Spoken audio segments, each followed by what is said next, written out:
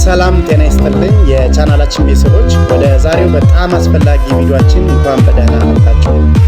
ይህን ቪዲዮ በማየታችሁ በእርግጠኝነት በጣም ብዙ ታተርፋላችሁ። እስከ ቪዲዮ መጨረሻ አብራችሁን እንድትቆዩ በአክብሮት ጋብዛለሁ።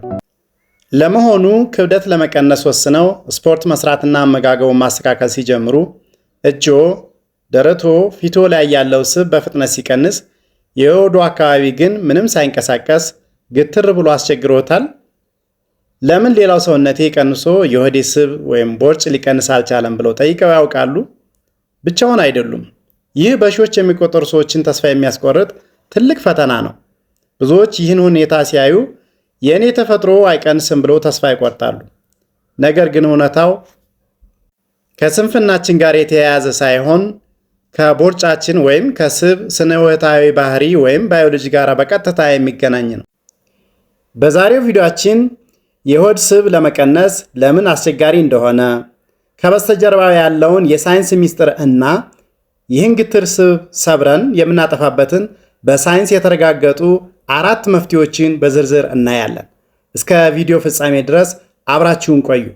ለቻናሉ አዲስ ከሆናችሁ ሰብስክራይብ ማድረግ እንዳትረሱ።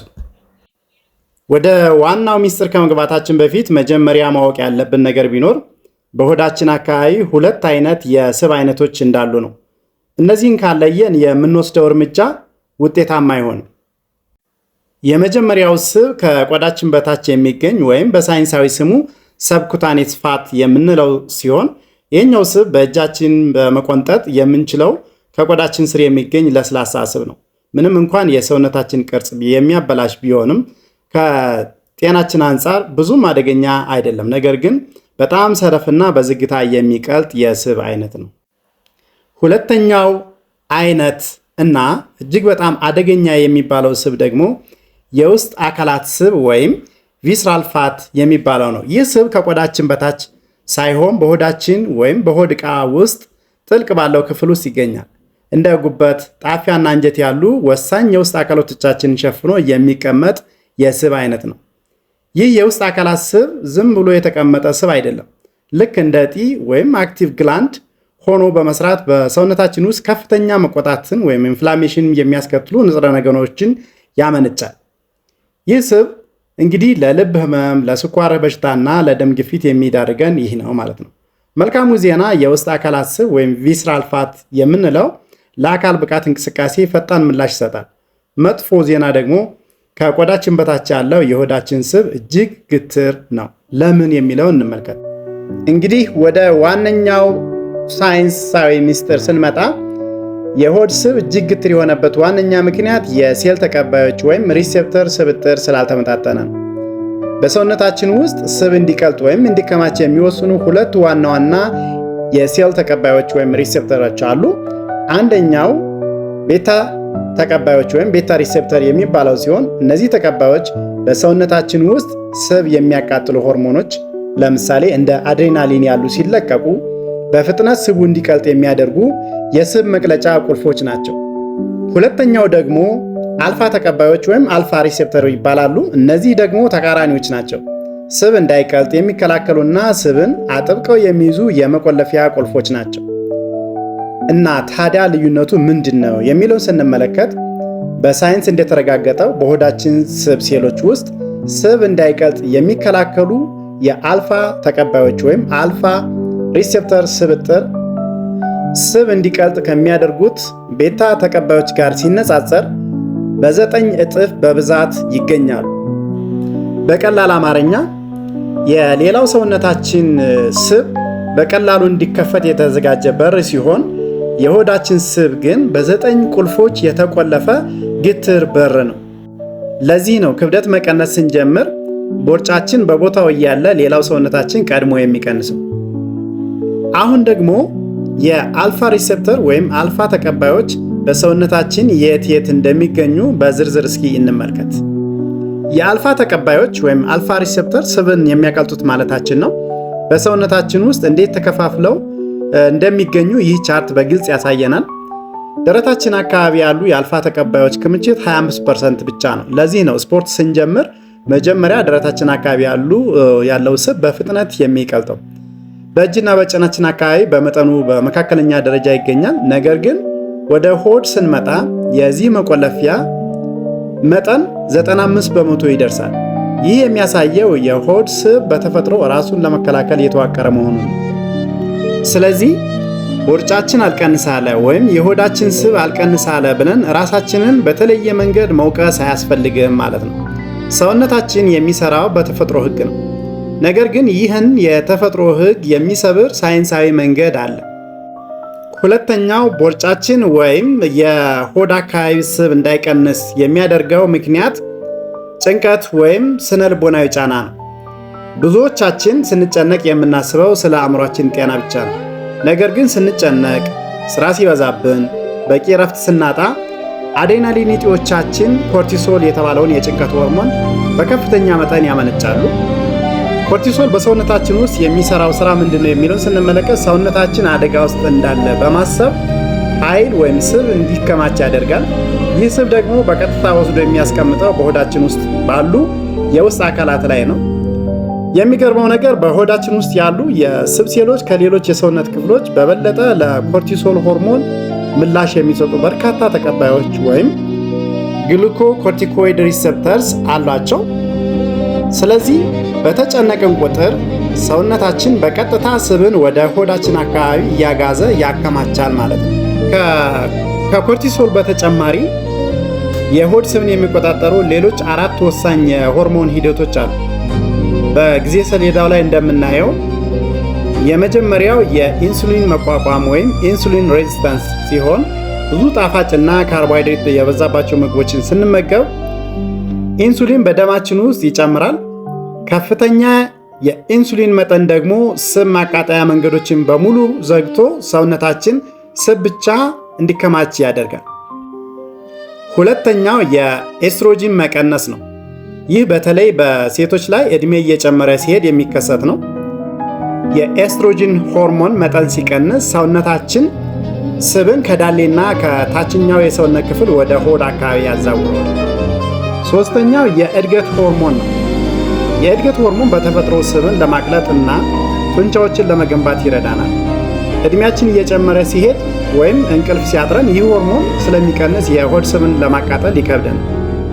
በአራተኛ ደረጃ የምንመለከተው የእንቅልፍ እጥረት ነው። በቀን ከ6 ሰዓት በታች የምንተኛ ከሆነ የረሃብ ሆርሞን ወይም ግሬሊን የተባለው ሆርሞን እንዲጨምርና የጥጋብ ሆርሞን ወይም ሌፕቲን እንዲቀንስ ያደርጋል። ይህ ደግሞ በብዛት ጣፋጭና ቅባት የበዛባቸው ምግቦች እንድንመገብ በከፍተኛ ደረጃ ይገፋፋል። ስለዚህ ሳይንሳዊ መፍትሄው ምንድን ነው የሚለውን እንመልከት። እስካሁን የሆድ ስብ ለምን ግትር እንደሆነ ሳይንሱን አይተናል። አሁን ግን ዋናው ጥያቄ ታዲያ ምን ማድረግ አለብን የሚለው ነው።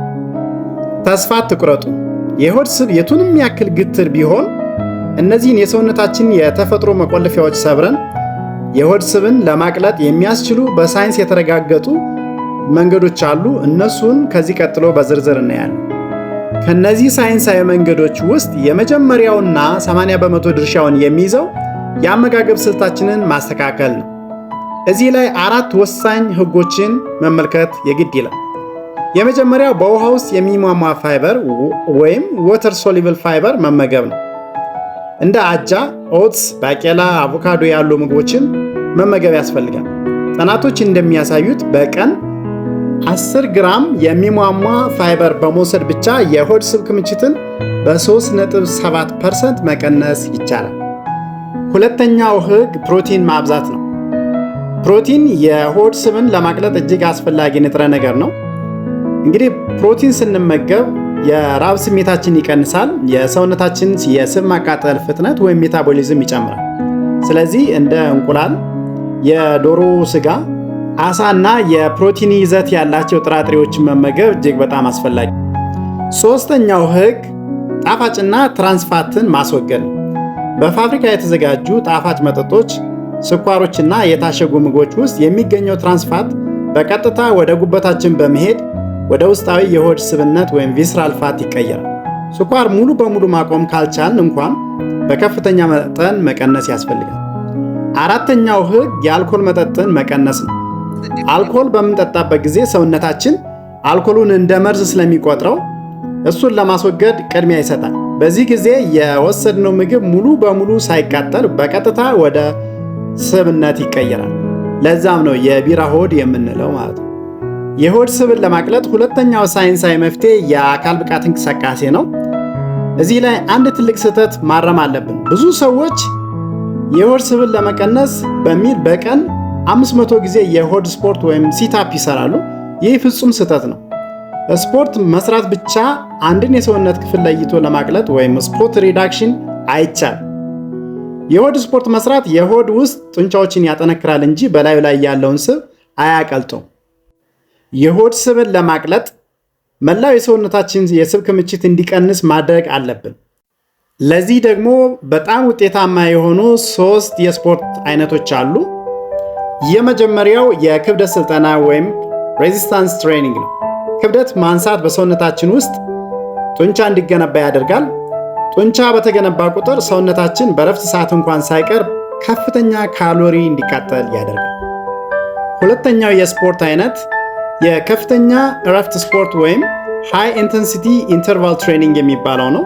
ይህ ስፖርት የሆድ ስብ ውስጥ ያሉትን ግትር አልፋ ተቀባዮች ስብ የሚያቀልጡ ሆርሞኖችን የሚያነቃቃ የስፖርት አይነት ነው።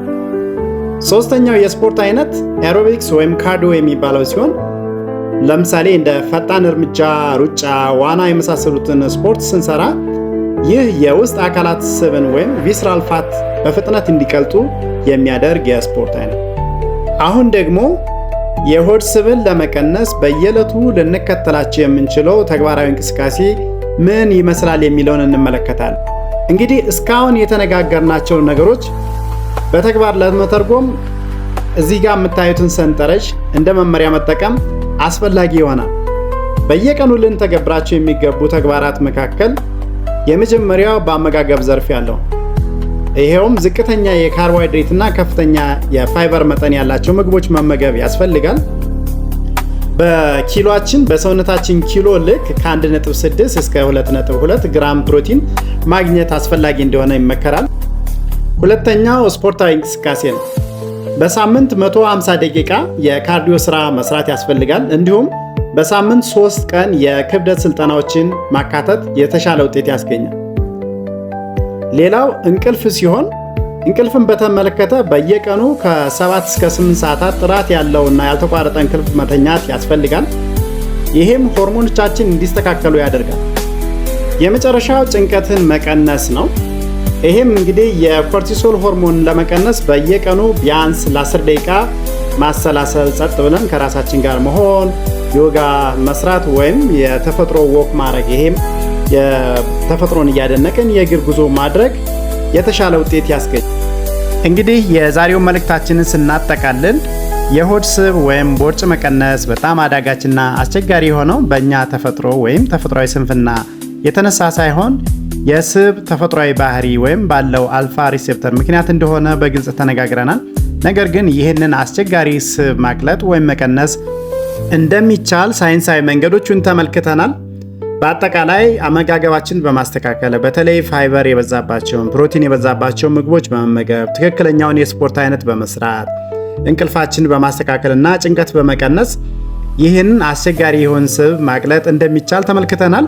እንግዲህ ጉዟችንን ዛሬውን እንድንጀምር እንመክራለን። ነገር ግን ትዕግስት ማድረግ ያስፈልጋል። ውጤት በአንድ ጀንበር አይመጣም። በሂደት ግን የቪስራል ፋት ወይም ደግሞ የቦርጭ ማቅለጥ በጣም የሚቻል ነገር እንደሆነ ሳይንሳዊ መረጃዎች ያሳያሉ። እንግዲህ ይህ ቪዲዮ ጠቃሚ ሆኖ ካገኙት ላይክ ማድረግ እንዳይረሱ፣ ለጓደኞቻችሁ ቢያጋሩ በጣም ደስ ይለናል። ተመሳሳይ የሆኑ የጤና መረጃዎች እንዲደርሷችሁ ይህን ቻናል ሰብስክራይብ ካላደረጋችሁ ሰብስክራይብ ማድረግ በድጋሚ እንዳይረሱ።